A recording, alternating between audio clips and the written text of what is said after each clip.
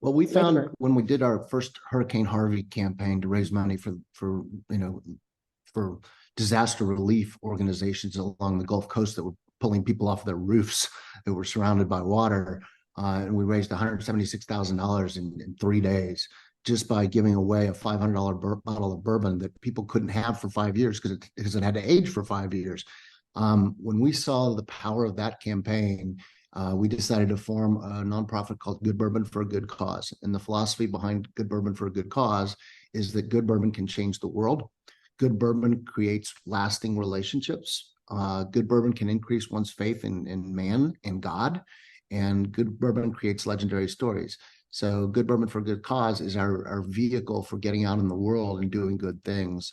Part of the cause-related marketing that really we did without realizing that that was a thing. We just did it because we knew it was the right thing to do, to give back.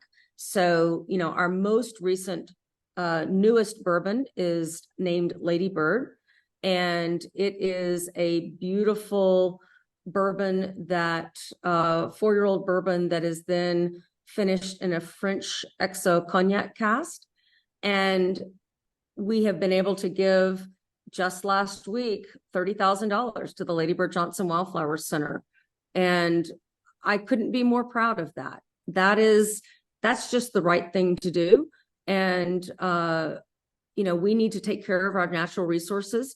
And Lady Bird Johnson was a visionary herself on what it was to understand native'scape and understand our environment, and to be an environmentalist when that wasn't even a term, but that we have natural resources and we rely on natural resources to make bourbon whiskey.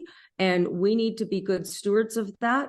And we need to give back and support our natural resources any way we can. So Lady Bird bourbon is part of that process, and hopefully part of that solution, but it's something that we're very proud of.